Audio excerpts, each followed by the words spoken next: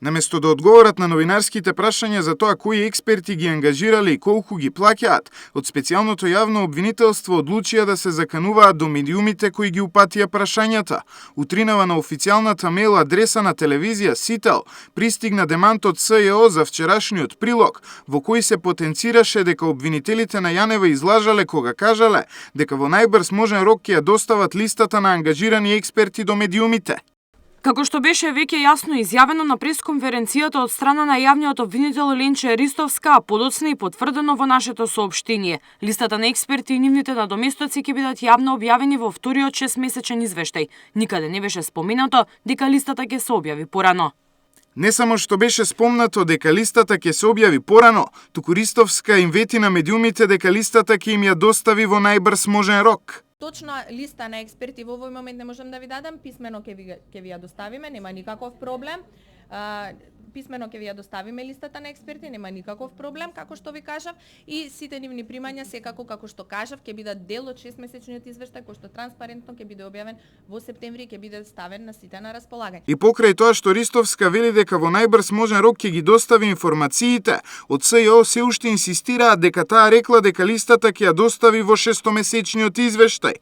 На барањето за информација од јавен карактер тие ни одговорија.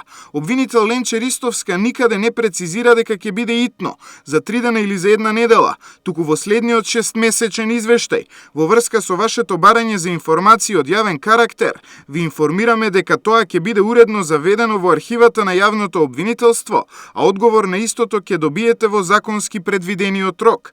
Во демантот СЈО се закани и со тужба. Практиката институциите кои функционираат со јавни пари на прашањата од јавен интерес да возвраќаат со закани за тужба беше осудена од Македонската асоциација на новинари.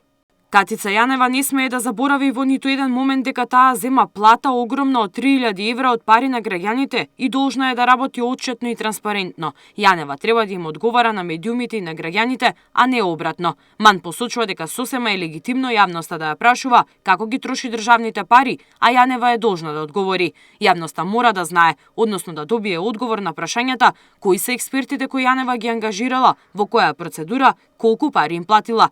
Од СДСМ пак решија да застанат во одбрана на нетранспарентноста на СЈО. Преку партиско соопштение, барањата да се објават експертите и парите кои се трошат од СДСМ беа протолкувани како водење на медиумска хајка и притисок врз според нив независното специјално јавно обвинителство. Од ВМРО ДПМН одговорија дека дамката за непрофесионалноста на СЈО остана, а се отвори нова афера за нетранспарентно расфрлање со парите на граѓаните и исплати кон така наречените експерти чии имиња се кријат. Од владеачката партија констатираат и дека за неполна година со буџет од 4 милиони евра СЈО дотурка дотаму што мора да се потпира на одбраната на Зоран Заев и СДСМ.